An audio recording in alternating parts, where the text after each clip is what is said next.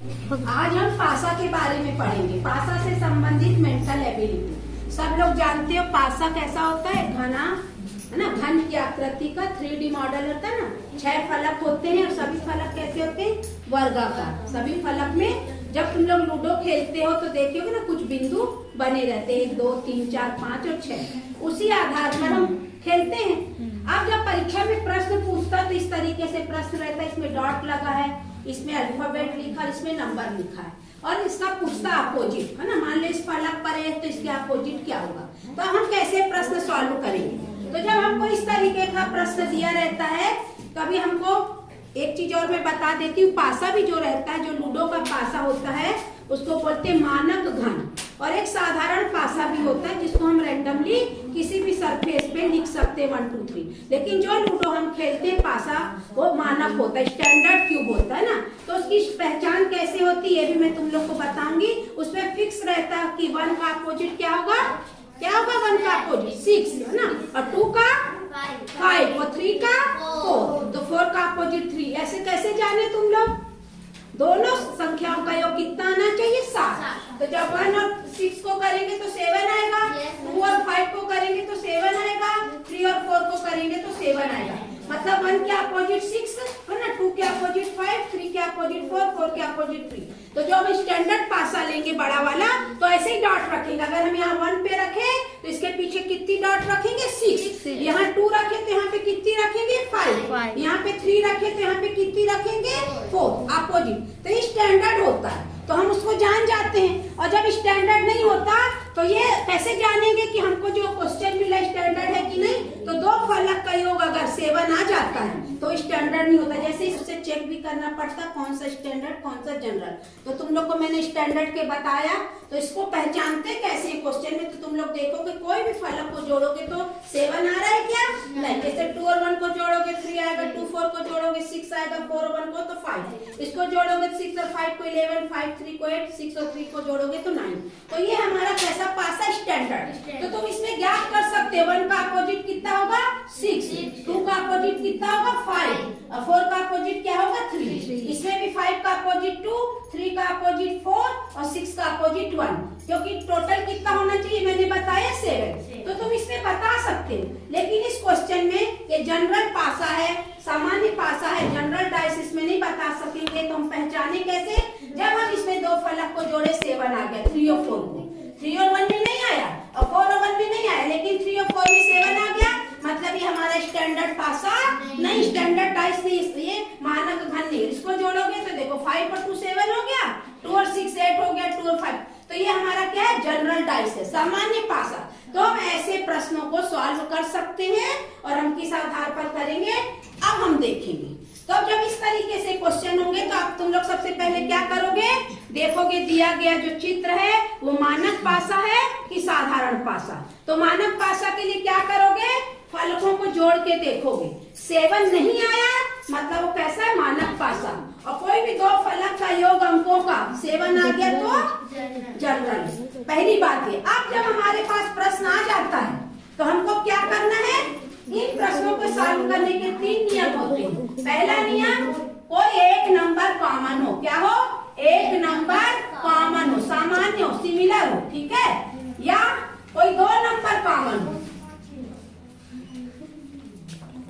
तीसरा, एक भी नंबर कॉमन नहीं, ठीक है, एक भी नंबर कॉमन नहीं है।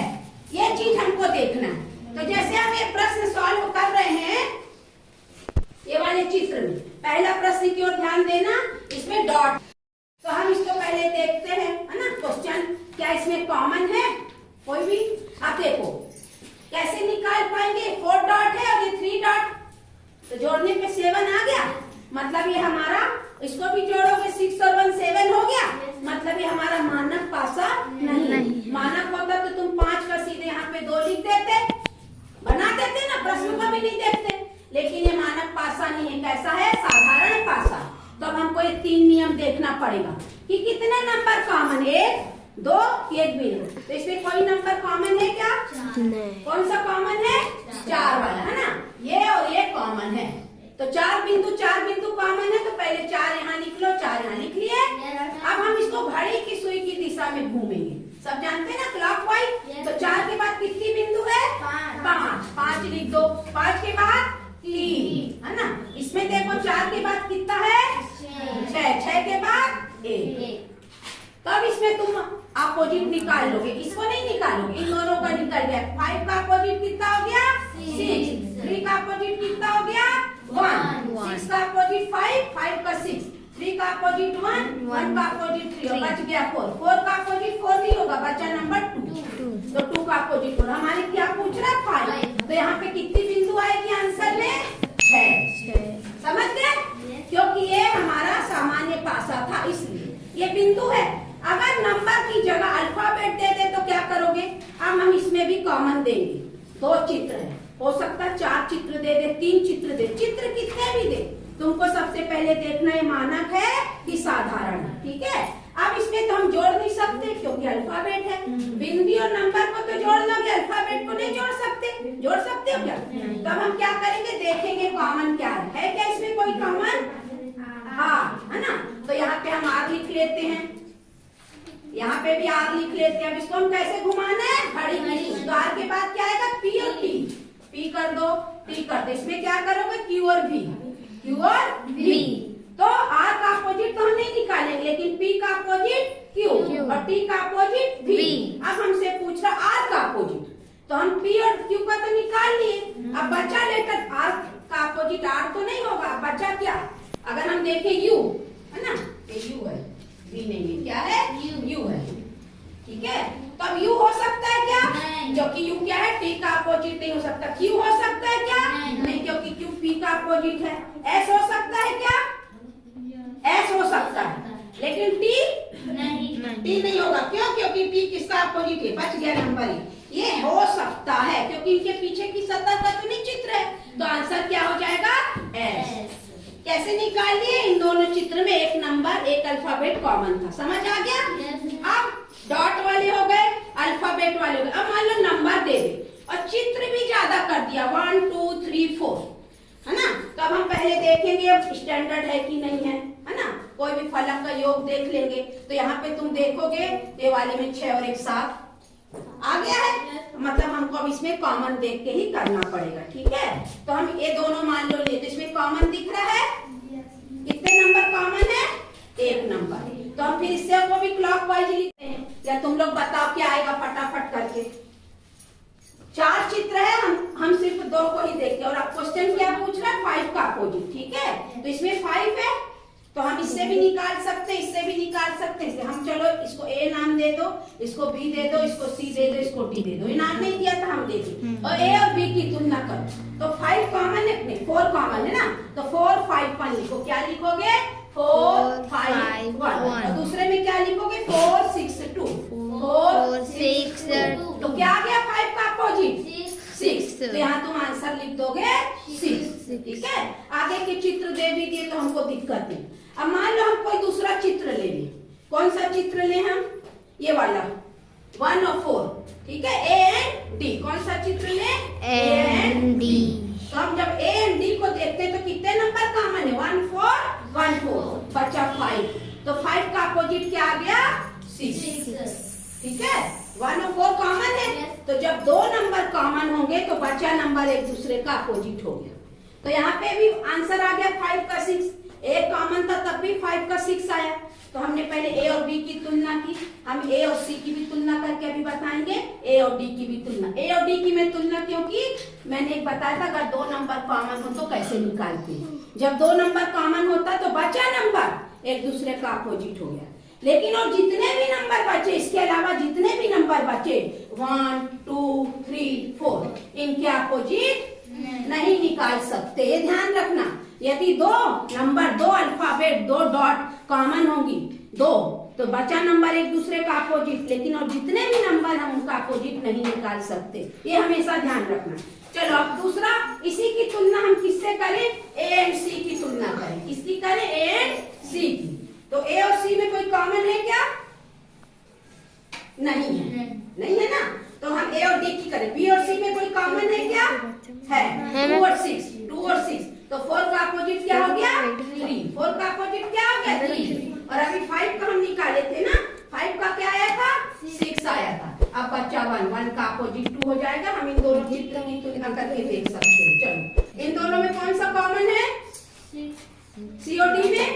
नहीं है, बी और डी में है 6 है ना। अब बी और डी की तुलना करो, चेक भी कर लेते हैं। तो बी में क्या कॉमन है 6, तो 6 लिख लो और 6 के बाद 6 2 4 कर दो और इसमें क्या करोगे 6 4 1, तो 1 का अपोजिट, इसमें 2 नंबर कॉमन हो गया बेटा, 6 4 6 2। ये देखो आया, मैंने तुम लोग को बताया बच्चा नंबर एक दूसरे का अपोजिट। तो हम चारों चित्र की भी तुलना करके आंसर दे दिए। जैसे हम 5 का दिया था, अगर 1 का दे देता तो तुमको आपस में कनेक्शन करना पड़ेगा। ये मैं तुम लोग को बताऊंगी कैसे होगा। ये पिछले साल का हमारे पास क्वेश्चन पेपर है। ये देखो इसमें जो चारों प्रश्न है इसको मैं बताऊंगी। तो ये वाली जो ट्रिक है ना, देखो 4 चित्र दिख रहा है, तो ये ट्रिक कैसे काम आएगी प्रश्न सॉल्व करके बताऊंगी। ये समझ आ गया? 1 नंबर कॉमन हो तो कैसे निकालोगे, 2 नंबर कॉमन हो तो कैसे निकालोगे, और एक भी कॉमन नहीं हो तो कैसे करोगे। एक भी कॉमन नहीं होगा तो हमको उसमें क्या देखना पड़ेगा, मानक है कि साधारण है। मानक होगा तो तुम आंख मूंद के लिख दोगे, ठीक है, और साधारण होगा तो अगर एक भी नंबर कॉमन नहीं है तो तुम उसका निकाल पाओगे क्या, अपोजिट नहीं निकाल पाओगे। तो समझ आया ये? अब हम पिछले साल के प्रश्नों को सॉल्व कर देते हैं और फिर तुम लोग से एक एक्सरसाइज करा लेंगे। चारों प्रश्न पिछले साल के पेपर के सॉल्व करते हैं। चलो, एक पासे की 3 अलग अलग स्थितियां और उनके 6 सतह संख्या 1 से 6 तक निम्न चित्र में दिए गए प्रश्न है। उस संख्या का चयन करें जो ठीक संख्या 1 के सम्मुख होगी। 1 के सम्मुख हिंदी में मतलब अपोजिट। 1 का अपोजिट क्या होगा ना, प्रश्न पूछ रहे 1 का अपोजिट 2 होगा, 3 होगा, 4 होगा, 6। तो अब हम इसमें क्या करेंगे, 4 और 3 7 हो गए, मतलब ये मानक पासा नहीं है ना, तो हम तुरंत लिख देते 1 का अपोजिट 6। अब चूंकि 1 का भी योग आ गया 7 तो ये मानक नहीं है, हमको क्या करना पड़ेगा, 1 है कॉमन की 2 है देखना पड़ेगा। तो हम इसको नाम दे देते A B C। A और B की तुलना करो, कोई कॉमन है क्या, 2 और 4 है ना कॉमन, तो 3 का अपोजिट क्या हो गया 5। लेकिन हमको 1 का पूछ रहा है ना, आगे बढ़ते इन दोनों में कॉमन है क्या 5। B और C की तुलना करें तो 5 और 5 को लिख दो, 5 के बाद 2, 2 के बाद 4, 5 के बाद 4 और 4 के बाद 1, ठीक है। लेकिन इसमें भी तो 2 कॉमन हो गए, 5 4 5 4, तो 2 का अपोजिट क्या आ गया भाई, 2 कॉमन हो गए ना। तो जब 2 कॉमन है तो बचा नंबर 1, तो 1 किसका अपोजिट हो गया, किसका हो गया, नहीं 5 और 1 का अपोजिट कितना हो गया 2 हुआ।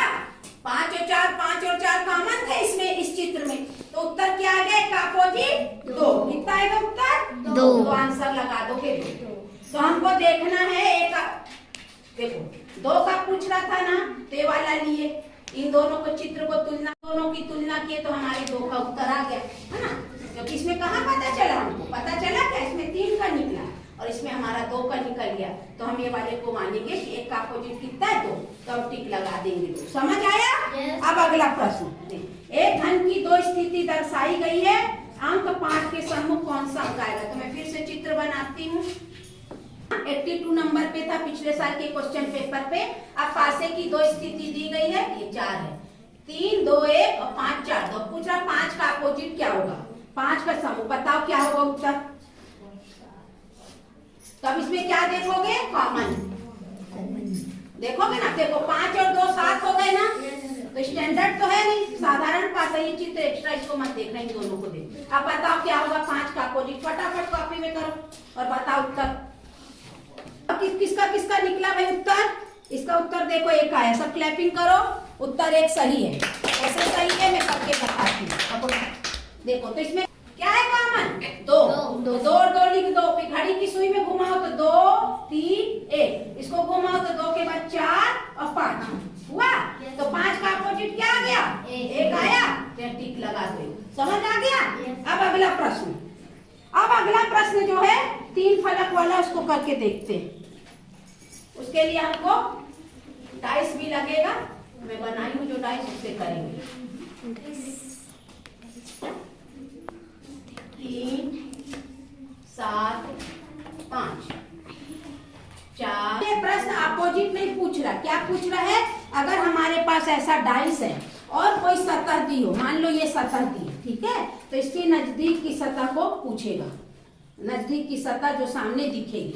अगर ये डाइस में तुम लोग के सामने ऐसे रखूं तो ये दोनों सतह दिखेगी, ऊपर की दिखेगी रे, ऐसे रख दूं तो कौन सी सतह दिखेगी? ये दोनों ये दिखेगी तो पीछे हो गई और ये नीचे हो गई, तो कौन सी दिखेगी? ये और ये, ठीक है, ऐसी दिखेगी ना, समझ गए ना? ये तो नीचे हो गई, ये छुप गई, ये 3 सतह तुम लोग को दिखेगी। ऐसे करने पे रखेंगे तो ऐसे चित्र बना रहता है। तब इसमें पूछ रहा 4 की नजदीक की सतह क्या होगी? ये 4 है तो ये तो यहाँ पे 3 और 5 दिख रहा है, 6 और 5 दिख रहा है, मतलब अगर ये 4 है तो 3 और 5 दिख रहा है, और ऐसे घुमा के दिख रहे हैं तो ये दिख रहा है, तो बाकी सतह पूछ रहा है। तो हमको अभी ये डाइस भी लगेगा और इसको भी हमको बताना, मतलब 2 सतह पूछ रहा है, एक अपोजिट नहीं पूछ रहा है। तो अगर हम ए और बी की तुलना करें तो इसमें 3 और 5 कॉमन है, और इसमें 3 और 5, तो 4 का अपोजिट 7 आ गया ए एंड बी से, इससे आ गया ए एंड बी से। और बी और सी की तुलना करो तो क्या क्या कॉमन है? 5 और 4, 5 और 4 कॉमन है, तो 3 का अपोजिट क्या आ गया? 6 आ गया, किससे? बी एंड सी से। ए और सी की तुलना करो, कोई कॉमन है 5 कॉमन है। चलो क्या लिखना है यहाँ पे? ए एंड सी, ए, तो ए एंड सी में क्या कॉमन है? 5, दोनों तरफ 5 लिख दो, 5 के बाद 3 फिर 7, और यहाँ पे क्या लिखोगे? 6 और 4, तो 7 का अपोजिट 4 तो निकाल चुके, 3 का अपोजिट 6 निकाल चुके, निकाल दिए, और बाकी बचा छोड़ दो। ये दोनों तो हमारा निकल चुका है, मतलब इस चित्र से हमको इनके अपोजिट मिल गए, 4 के अपोजिट 7, 3 के अपोजिट 6, लेकिन हमको क्या कुछ बोल रहा है? 4 की सतह इनमें से कौन सी होगी? तो हम कैसे करेंगे? पासा के हम 2 चित्र बनाएंगे, ठीक है। अब हम 2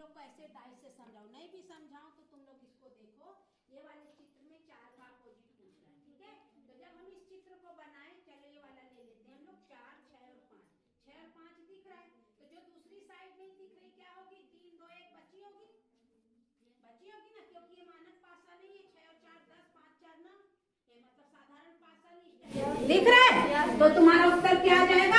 5 और 6। समझ आ गया? तो इसमें आंसर क्या लिख दोगे? 5 और 6, ठीक है। और हमको अपोजिट तो 2 ही नंबर मिले थे, बाकी बचे नंबर को सबकी तुलना करके देखने पर इस तरीके से होता है। अब एक प्रश्न और बचा है, उसको और कर लेते हैं। देखो इस तरीके का प्रश्न है, इसको भी मैं बता देती हूँ। इसमें ना नंबर है, ना अल्फाबेट है, ना डॉट है, कुछ स्पेशल कैरेक्टर है जो मोबाइल में मिलते हैं ना, ये भी मिलता है, ये @gmail जो करते हैं, ये स्टार, ये 4 चित्र अलग अलग टाइप के टाइप हैं। अब हम इसमें मानक है कि नहीं ये तो देख ही नहीं सकते। अब पूछ रहा है प्रश्न में, ये वाला जो चिन्ह है इसके अपोजिट या विपरीत फलक में क्या आएगा? इन 4 में 4 को हमने नाम दे दिया ए बी सी, प्रश्न में नाम नहीं हमने दे दिया। अब हम ए और बी की तुलना करें तो क्या कॉमन है? कोई है ना, ये कॉमन क्या है? ये है कॉमन, तो इसको बना लो। इसके बाद घड़ी की सुई की दिशा में ये करो और ये करो। अच्छा ए भी है कॉमन, हाँ, तो जब 2 कॉमन है, ए नहीं बोलोगे, उसको क्या बोलोगे? @ है ना। तो बचा क्या? धन और ऋण, तो धन का अपोजिट क्या हो गया? ऋण। पहले ए और बी से, किससे? ए और बी से। अब दूसरा किसको देखेंगे? बी और डी को। अब किसको देखेंगे? बी और डी। और इसमें देखो कौन सा कॉमन है? इन दोनों में देखो क्या कॉमन है? ये कॉमन है और कोई सा कॉमन नहीं, तो दोनों का चिन्ह लगा लो और यहाँ से घूमो, ये, उसके बाद ये, और इसके बाद ये, और इसके बाद ये, तो इसका कॉमन ये आ गया अपोजिट, और यही तो पूछ रहा है ना, तो हमारा उत्तर ये हुआ। अब हम चलो इसकी भी तुलना कर लेते हैं, इसमें कोई कॉमन है? तो इसको बना लो पहले। मैम 2 कॉमन है, 2 डेल्टा और धन, डेल्टा और धन, तो बचा क्या? स्टार और ये बचा कि नहीं बचा? तो इन दोनों से उत्तर तुम्हारा वही उत्तर आया, ये आया कि नहीं आया? तो हम कॉमन देख के इन दोनों की तुलना की, इन दोनों की तुलना की, इन दोनों की, इन दोनों की, इन दोनों की, तो भी हमारा उत्तर घूम फिर के आ जाएगा। जब यही उत्तर आ गया तो हमको आगे बढ़ने की जरूरत नहीं, फिर भी हम इन दोनों में भी ये चिन्ह था इसलिए हम फिर से किए, तो भी हमारा उत्तर यह है। मतलब कितनी आसानी से ट्रिक से हम इस प्रश्न को सॉल्व कर लिए ना। कॉमन देखो, पहले एक कॉमन फिर 2 कॉमन, अगर तीनों में एक भी कॉमन नहीं, दोनों तीनों 2 डाइस में, तो उत्तर नहीं निकाल सकते अपोजिट। तो हम सबसे पहले क्या करेंगे, पासा का चित्र आएगा तो मानक की साधारण देखेंगे। मानक देखने के बाद हम सीधे लिख देंगे एक का अपोजिट 6 क्योंकि 7 होना चाहिए ना। और जो साधारण पासा उसमें क्या देखेंगे, एक कॉमन है कि 2। और इस तरीके से हम निकाल सकते हैं, चाहे नंबर दिया हो, चाहे डॉट दिया हो, चाहे अल्फाबेट दिया हो, चाहे कोई आइकन बने, कोई भी सिंबल बने। समझ गए? तो कर लोगे डाइस से संबंधित प्रश्न। तुम लोग 1-2 प्रश्न में दे देती हूँ प्रैक्टिस के लिए। तो कैसी लगी क्लास? अब तुम लोग परीक्षा में बहुत अच्छे से करना, ठीक है? Thank you.